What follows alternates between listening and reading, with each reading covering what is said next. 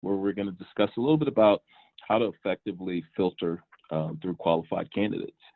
So the first question is going to be for Karen. What steps can you take when posting a job to reduce the number of unqualified candidates from applying? So that's a really great question.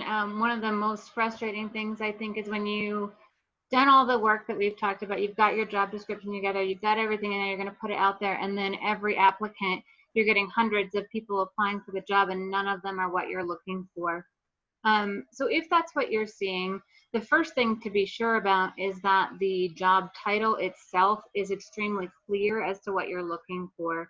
That's going to help guide people to the right job. So, for example, if you need someone in your company to do customer service, include the industry with that. Include a little bit more about what they're doing, because customer service is a very general role. You're going to get hundreds of applicants applying for that. So if you are, for example, an insurance company and you need them to be licensed, call it a licensed insurance customer service. So there's a little bit more information up front on that job description, on the job title. I misspoke there.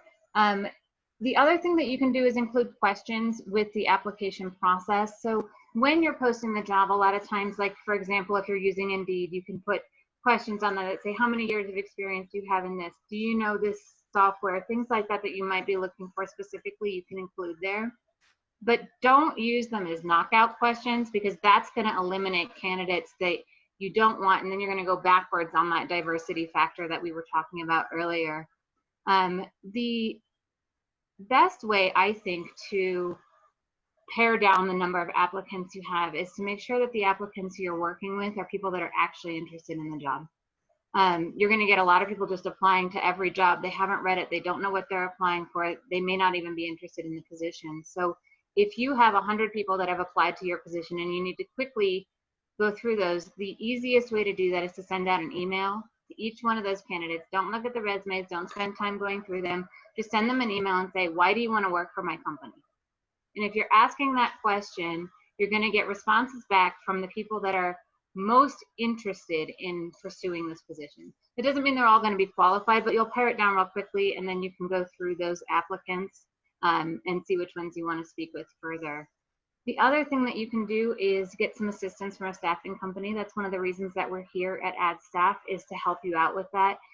Especially if you are a smaller company that doesn't have a huge HR department, you don't have a recruiting team, you don't have someone to do this. If you're a business owner, you don't have time to go through the hundreds of people. You don't have time to be sending those emails out and reading the responses and all of that. So that is where a staffing service can assist you. What we do is limit the number of candidates that you see to that 3 to 5 range. So we are taking all those applications, we're going through them, we're doing a pre-interview with them, making sure they're qualified and interested in the position before you even see the resume. Thanks, Karen. I'm going to take a quick step back here and go back to the conversation regarding hiring candidates, based on diversity of thought. So Karen, based on what you just shared, if I'm looking to transition, let's say I have 5 years of managerial experience with a finance company, but I'm looking to transition and get to know a new industry, and there's let's say a manager position for a manufacturing company. What happens during the resume submission process when I submit my resume? So what you want to do, if you know for sure that you're looking to make that transition, so you are working in one industry in finance and you want to move to manufacturing, you want to look at the job description that they have posted out there, and you want to look at your resume, and then you want to try to see how much of it's matching. So you want to try to interpret your resume for them. So if you've listed on there that you've done this in finance and there's very specific financial things listed on your resume, and they have very specific manufacturing things listed on their job description, what you want to do is either look at them. If you already know them, that's great. If you don't, go research those topics, find out how they apply to what you're doing now, and try to tailor your resume to kind of match what they're looking for. So they're going to see some of the words that they're seeking, and that will get you further in the interview process. All right, thank you. All right, let's move along to the next question we have here. When reading and reviewing applications, what are some tips for filtering out the number of applicants that you receive? Justin, can you weigh in on that one for us, please? Yeah, absolutely. I think it all starts with what Karen was talking about. What we've been talking about is if you have a really strong job description and you have really good qualifications in there, hopefully you're getting a pretty specific pool of candidates, but that's not always the case. There's a role I'm looking at right now. I have 900 applicants to it. Am I going to look at all 900 of those people? No. Is my team? No. We're not. But those questions are the first and foremost part of thinking about this. Is if you can, and whatever resource you utilize to post your job, put some questions in there. Put some, just why do you want to work at Formstack? That's literally our first question on our applications. You have to fill that out every time you apply here. Why do you want to work here? 150 words or less. I don't even look at a resume when I'm clicking on a candidate's name. I scroll right down to my application questions because that's the immediate source that I'm actually looking for.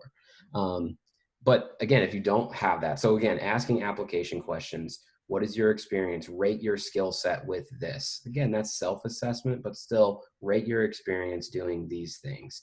How many years do you have doing this? Why do you want to work here? What makes you unique? Feel free to throw a fun culture question in there. Kind of circle that back there.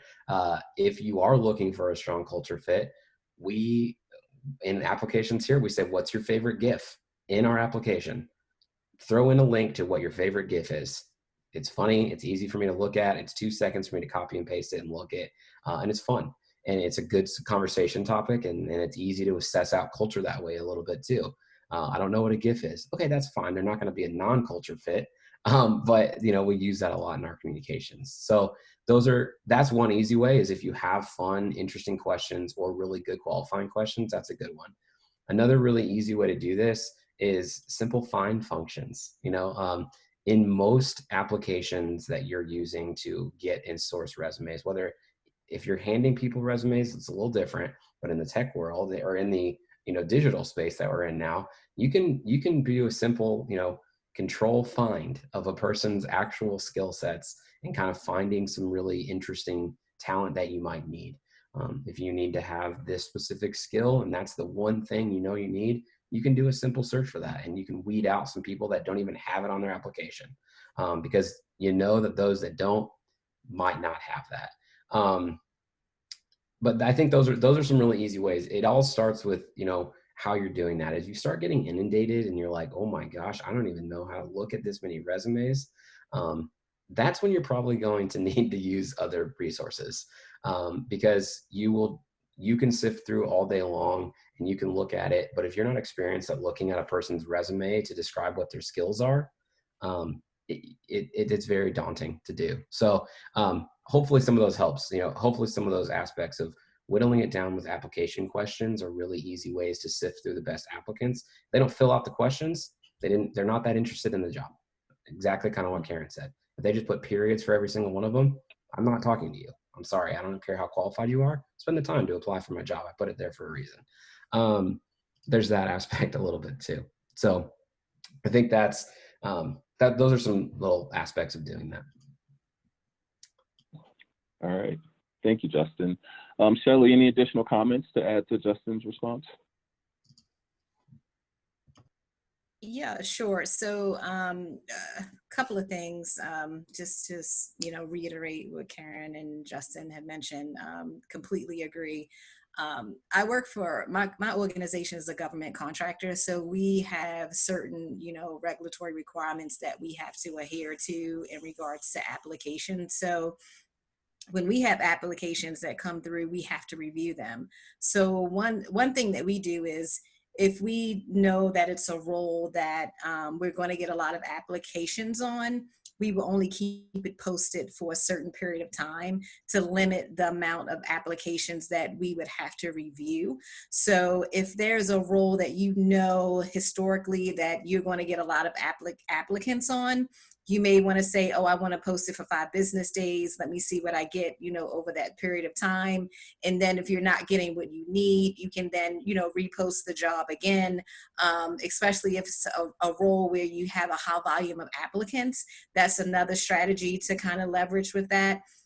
In addition, we also have a lot of and I know Justin and Karen were mentioning like the additional questions. So for us, you know, we may, and Justin may see this, I'm not sure if they sponsor, but there's some disqualifying questions that you can put out there as well. Like if you're not able to sponsor because if they're, you know, they're not a US citizen, some of those things that can knock you out no matter what, you can put those in the application process to weed them out. And then also if it's a role that you know you're going to get a lot of applicants on, and you pretty much know that you will need specific years of experience or certain credentials, you definitely should put that up front, because that's going to weed out additional people. But you want to make sure it's not subjective questions. You want to make sure it's a yes, no. So either you have it or you don't. If you don't have it, then we can't move forward with you anyway. So it's just making sure that you have those disqualifying questions up front. And then also just looking at your posting cycle. How often are you posting that role? Do you need to take it down and reevaluate the applicants that you do have to kind of help with mitigating the amount of applicants that you are getting for those positions? But other than that, I mean, everybody has really pretty much gave a lot of good advice on that. And Stan, can I say something? I'm piggybacking off of that real quick. You sure can. And I can't reiterate that enough for what Shelley is saying. You know, you really, in terms of number of applicants that you might want to talk to for a role, if you are doing the hiring yourself as the hiring manager, you know, 10 to 12 might be a lot. You know, I mean, that's a lot of your time. That's 5, 6, 7, 10 hours maybe that you're just talking to candidates. So you don't need that many people to find the role often, right? I mean, for me, it's kind of a rule of thumb. It's 50% cuts every time I have a role, every process that I go through. But I also have a team and a process where, you know, we interview 15 to 20. We cut that down to, you know, 7 to 10 for a hiring manager. That's 4 or 5 for a project, 2 for a final. Again, that's a pretty in-depth process, but we have a lot of applicants, so we can do that. When you don't have that experience, again, you don't need to talk to that many people. So Shelley will love the idea, because we've done that hundreds of times. Take down the role. If you start getting more and more applicants and you're like, oh my God, what am I going to do? Take it down. Look at the applications. Like, the grass is going to be greener. I promise you, of those 900 people I was talking about in my applications, the person we hire, there's probably somebody that's better in the other pool of people that we don't look at. So don't get kind of blindsided by, I need to find the best, the perfect. Like, do it at the time. So. Thank you, Justin. All right. So we're coming up on session 3, but before we do that, Nora, would you like to, I guess, administer the raffle? Sure, we can do that. I think we're just going to ask you, Stan, to pick a number between 1 and 30 and shoot that over to Emma. And Emma will pick the winner. All right, let's go with number 23. Got it. All right, moving on. Okay. We did have some questions, Stan. We wanted to answer those now. Okay. Yep, we have time for Q&A also. Okay. One of the questions was regarding the keywords that you use to eliminate applicants. What would you guess the percentage of resumes that get filtered out during electronic screening? And is there a way to prevent that? I know Justin spoke a lot about keywords and when you do a search on a resume, but how can you figure out what are some other words to use besides just keywords? I mean, I think it's, again, kind of reiterating what we've talked about, is knowing what you're really looking for in the job. You know, you have to know what it is. If you're just putting a job out there to go fishing and see what you get, you're going to run into some difficulties, because you're going to get a pretty vast variety of people. So some other keywords just might be simple things that, you know, again, just speaking from experience, let's say I know I need somebody that has to have Salesforce experience and run some kind of analytics and maybe put a dashboard together. If that's in my job description multiple times, I'm guessing that's going to be in somebody's application at least once. I'm going to put in Salesforce, analyst, or analytics, or analyze. We can get into specific search terms, but we don't have to do that. And maybe, you know, and then maybe dashboard. And so I think that that becomes a little bit of, you know, your few things that you really need to have in the job should be in your job description many times. It shouldn't just be listed one time. If you're looking for a Salesforce analyst, you should have that in your application or in your job description 5, 6, 7 times somewhere at least, and at the top every time. So your applicants are going to have that likely somewhere in their job description. So again, finding those words that you need, and those are really easy ones because people use descriptors of how they do things differently. You know, somebody might say executed this job to perfection. Somebody might said did this job well. And you can't say, you know, those are hard things to really assess out. So typically you only want to search for a skill and not a verb, you know, or something like that. I know I used the word analyze, but that is a type of skill set too. But in that regard, because again, people might use different conjugations of the word, you know, different pieces of the word. So skill sets are the easiest things to search out. That way you're not missing exactly what you're looking for. I have a question just for the audience. And Emma, I'm not sure if they can respond or they can raise their hand. I mean, I'm curious to know how many, you know, based on job postings that you guys are putting out there, how many applicants are you getting? Because that would be a good way for us to kind of feel, are you getting overwhelmed with applicants, or is it, I mean, if you're getting, you know, 20 to 50 applicants for a job, I really don't think that's a lot. You know, then Justin had mentioned 900, that's a lot. That's a lot. But just curious, so to kind of set your expectation around what do you think is a normal candidate or applicant pool for a job posting, so maybe we can talk to you about that to kind of filter that down outside of what we've already communicated to the team.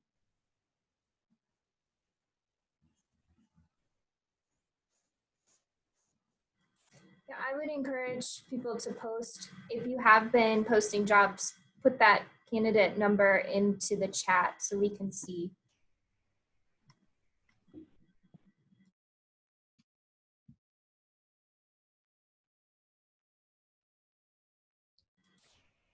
While we're waiting, Stan, can we ask one more question?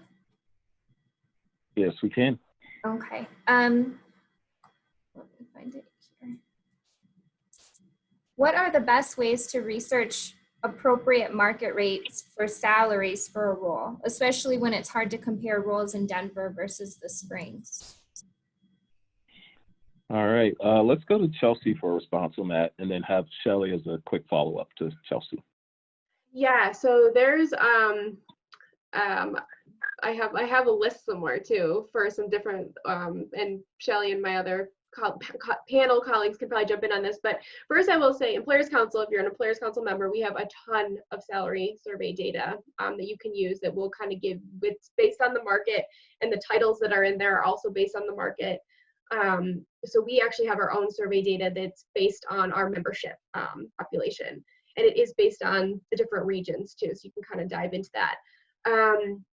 We do have that. There is actually a lot of other ways you can kind of look at salary too. And I'm just gonna maybe toss it over to my other colleague on the panels to get some, and then I'm gonna pull up some too that I have in a list that I can't remember off the top of my head. So just for me, what I would tell you is, unfortunately, I'm part of a larger organization. So we have compensation data that we use. It's called Market Pro. It's a software that actually goes out and it will survey other corporations within our industry, within the financial services industry, to provide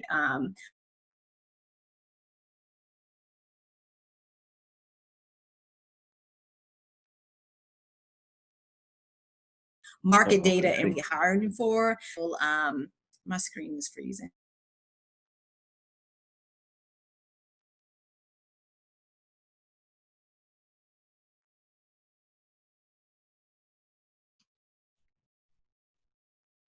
Okay, well, I had one thing to add too. While Shelley is frozen, maybe she'll come back in a minute. But I know there's lots of fancy tools and websites and all these different places you can go to look for information, but especially for small businesses, sometimes the best resource is just asking. So if you run a small construction company and you're looking to hire an office manager, you know all the other construction people in town, ask them what they're paying their office managers. Don't ask just one, but do your own little survey. You'll get a better response then as far as local data specific to that position of what people are paying. Rather than, the websites and stuff are great. That gives you a good baseline. But if you really want local information, just asking people is an easy way to get it. Yeah, I can't second that enough. I mean, Glassdoor has resources. Glassdoor salary is free. You can type in where you're looking and what kind of job, and boom, there's an average salary, and there's kind of where your city is. You can do it statewide. There's PayScale that you can pay for that has a good conglomeration of data. There's Paysa, just paysa.com. That's one. There's salary.com. LinkedIn salary is free. If you literally just type in what you're looking for and salary in that area, you're probably going to get 10 to 15 hits on a free site, on a site. Now, again, that data is collected from some resource. It's not the most accurate data. I mean, it is probably fairly accurate of what you're talking about, market rate. But I'm seeing in the chat too, somebody's talking about, you're right, $600 a week out of unemployment. No one's going to get that right now. Everyone's getting, there's 60% of the people make less money than that when they go back to work. So there's no enticement to go back to work. And if you can't pay that, you have to be marketable, and you have to say, okay, well, I got to bump up my salary $500 a week. It's going to take a hit, but the next company next door is doing $525 an hour, $525 a month. They're going to go work there. So again, and right now, when you're talking about now to recruit, it is I'm just going to say this, it's an interesting market, because while you would think, oh, people aren't working, so they're going to be dying and eager to take any kind of salary, that's not actually totally accurate. Well, in my industry, at least. Again, I don't know everywhere, but for me, we're actually finding that it's so competitive that people are paying, you have to be really good, and like the other companies that are hiring similar roles are paying more because they know that there's a lot of people, but they want the best. And those people that come to the top, all of a sudden you're like, oh, we're all competing now for the smallest pool of candidates. So I say now to recruit, and to answer that question is, again, a lot of free sites that you can pull up salaries for. But just being mindful of, again, yes, a lot of people are unemployed. So maybe you can snag some folks that are looking for a role. But on the other side of things, if you're looking for a higher level role, likely you're going to be spending a little bit more money than you might have before. So there you go. Sorry about that, guys. Internet connection. I apologize. One thing that I just wanted to mention is also just keep in mind your internal equity within your current staff members, because if you're bringing, folks in well above, where they are, and you're trying to retain the talent that you have, you want to make sure you're aligning them appropriately. Now, sometimes when you bring new talent in, you may pay them a little bit more because you have to pay at market value, but you need to keep in mind that through your performance management process, or if somebody, if you need to give a raise at some point, to make sure they're aligned, because believe me, people talk.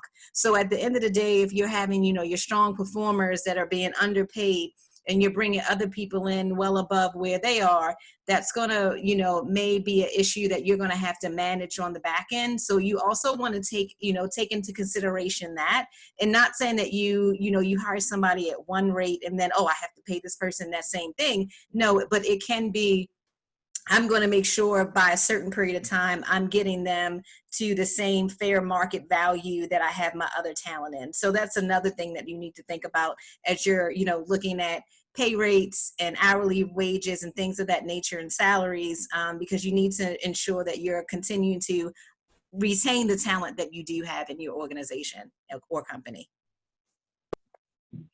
And can I just jump in too, Stan? So I pulled up my little chart here. So something else might be helpful, and I don't know if anyone's explored this, but BLSgov, Bureau of Labor Statistics, they've got like the occupational outlook handbook out there, and also the career outlook. What was that? I was going to say, that's what I was saying, the labor, but I got disconnected. So, but thank you. Yeah, no, and it's good. They've got some salary information out there too, and some really good information about careers and some descriptions too. So those of you who are maybe thinking about now going back to take a look at your job descriptions, that could be a great jumping off point for you for some of your positions too. So BLS.gov. All right, and to kind of go back to a response in the chat, if there's not the option to pay additional money for individuals that may be unemployed and receiving additional $600 per week, what are some things that you might be seeing within your organizations, or some, I'll say, out of the box, out of the norm ideas that you have to assist with recruiting? Karen, can you weigh in on that? Absolutely. So we're a small business too, so I completely know where you're coming from with that. Sometimes a salary increase or paying more is just not an option. I think when you're talking about people that are unemployed, that don't want to go back to work, if they're really saying that, then they're probably not the candidate you want to hire. Unemployment is a limited resource. You don't get it forever. It's a bucket of money, and there's a time limit on it. You can only have it for so long. So making sure that people understand that is important, that, they can't stay on an unemployment forever. But you really want to be hiring a candidate that wants to work for you and wants the career opportunities and the growth and the learning opportunities that you're providing. So it's not always all about money. And especially as a small business, I think that needs to be the selling point. What are you providing to these people that someone else isn't? So that could be a flexible schedule. That could be a later start time or something like that if they need that for their family life. That could be the opportunity to learn about something they haven't done before. So some training opportunities and things like that. Some growth opportunities to maybe grow with the company, become, a leader within the organization and that type of thing. So look at other things besides just money when you're hiring people. It is an important piece of it, but it's not the only piece.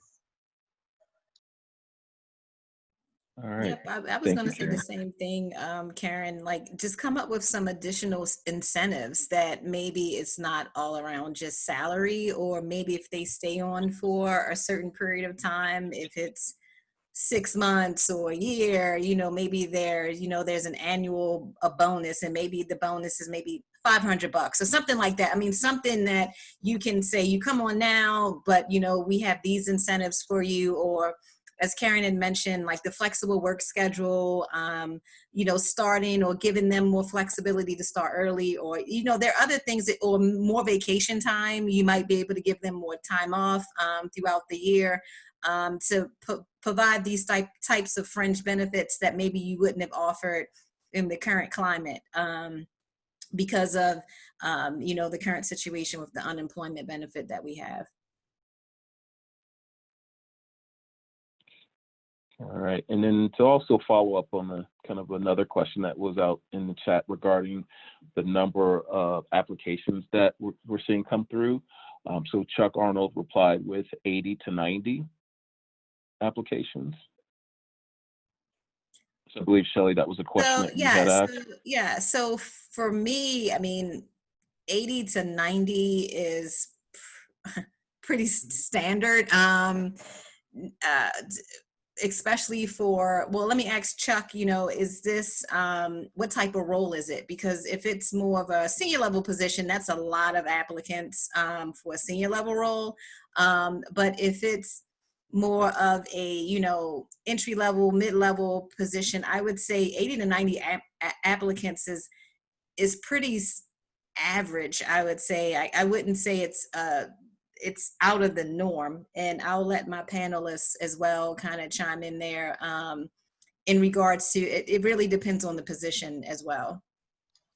I would say it depends on the position as well as the size of your business. If you have, 3 people in your office and you're trying to weed through 90 applicants, that's a lot. If you've got an HR team that's helping you out with it, it's much more manageable. So it really depends, what type of role you're posting,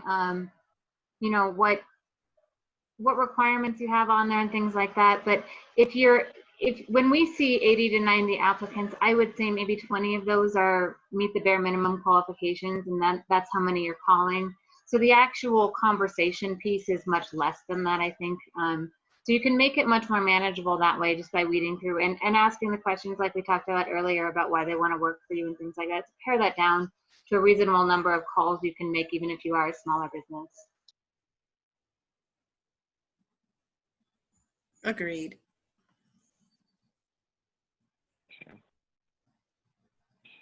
All right. So with that, I think we're going to move into our final session for today regarding interviewing. So the first question that we have here is, what are some ways to come up with the best questions for interviewing? Justin, can you weigh in on that one for us, please? Yeah, I think the easiest way to do it is past experiences. Asking about behavioral-based questions and past experiences. Instead of just asking simple questions, do you have experience doing this? Easy answer to that is, yes, I do. Of course I do. But, really the aspect of it becomes more, can you give me a time that you had to work in a difficult environment with another coworker? How did you kind of go about talking to that situation? What was the end result? What we're looking for typically in those behavioral-based questions, and some people might have heard this or not, it's either called the STAR or the SOAR method. It just kind of depends on how an interviewer answers. It's situation, task, action, and result, or situation, obstacle, action, and result. So you're asking the question to hopefully frame an interviewee to answer it in, this was the situation that I experienced. By asking that question, tell me about a time that, tell me something that you did this. Those are really, really good questions, right? They pull out really good experiences. You're going to get pretty transparent answers with those. People are going to fluff it. It's an interview. They're going to make it sound really, they're going to make it sound good, but at least you're getting it from historical references. So asking quite a few of those. You can ask situational questions, again, based on your skill sets. We could harp on it all day. You need to know what you're looking for in the job. You need to know actually what you're looking for. Don't just ask a question to say, do you have experience, running a machine on a line, if you're not looking for experience running a machine on a line, because it's not pertinent information. And so, ask questions that are really good, analysis of the job, pulling from job descriptions, from us. When we write a job description, we write how you will succeed in the job. Like that's a title, that's a header section, versus it being, role responsibilities or, this aspect. Because then what we can do is we can pull questions based off of that exact job description, how you'll succeed. This is what you're going to be doing. Asking questions based on those few bullets. Tell me about a time that you did manage a team of 3 to 5 people effectively in the marketing world. Something that we need. We want to hear about a time. Boom, they're done. What worked, what didn't work, that kind of thing. And then don't be afraid to ask culture questions. Well, I think we'll talk about this, that are legal and not okay to ask. So we'll talk about that in a second. But ask questions about, hey, you're done with work. What are you typically doing? It's an interviewer. Loosen up, even if you're not, but make sure it fits your culture, right? Make sure it fits your culture. Of what you are, who you are as an organization, but ask them questions like that. And Stan, can I just jump onto that for a second? Mm-hmm. Yeah, and this kind of goes back to what Shelly was saying a little bit earlier too. So when you think about your culture, think about your values as an organization too, right? And what I did with an organization one time is I went in and did a training where they had defined what their values were. So they were very specific about what the value looks like. How does that value act when people are at work? And then what we did was we backed it into behavioral-based questions to determine, okay, is this person going to fit into our values, fit into our culture? So start to think about that for your own organizations. What are your values? What do they look like, or how does somebody need to act in order to, be a part of those values, which ultimately are a part of your culture? And then how do you back that into a behavioral question to figure out, how did they act in the past that would show that they would fit into your culture, fit into what you need there? And I'll give you an example of one that I had. I think it was pretty simple, actually. It was just one of their values was taking responsibility. And they defined it as doing things that were maybe outside of your normal job duties, right? Something like that, to take care of the space where they work. I can't honestly remember what that organization was specifically, but So then we back that into a question, tell us about a time when you took on, a project or did something outside of your job responsibilities that benefited maybe the organization or the company, right? Or had a positive impact on that. And when you're asking these questions too, you should also know what is a good response to these questions. So you should know that, and also what's not a good response, right? So really kind of defining that. When you're asking a question, know what a good response is, and also know when somebody's missing the mark. All right, thank you, Chelsea. All right, so we are coming down the home stretch here. We do have a couple questions left. So next, actually, Chelsea, we're going to come right back to you. Justin touched on the legal questions. Can you share some of the legal questions that you cannot and should not ask a candidate? Yes, I've got my list here. So yes. It's good to be aware of these. So I will say a few things to stay away from. So we always want to be, just like Justin said, we want to be focused on the job, right? And what can they bring to the job? So be mindful of our protected classes. Okay, so don't forget they're both from a federal level. And federal includes race, religion, sex, national origin, color, and now as of this week, LGBTQ. Guys, we got our protected classes. Don't forget, you also have protected classes from a state level too, okay? So depending on what states you operate in, that state could have its own protected classes too. A few other ones, so pregnancy is protected, so we're not gonna ask questions, if somebody's pregnant or not, basically that's what the question would be. Be mindful of veteran status too. So what we mean by this is we wanna, and I know Shelly, she hires from a lot of veteran candidate pools too, but be mindful of veterans' ongoing service obligations. All right, so we want to know everything about their experience, everything about what they're going to be able to bring to this job, but don't ask them about ongoing service obligations. That's where it could become a little bit risky.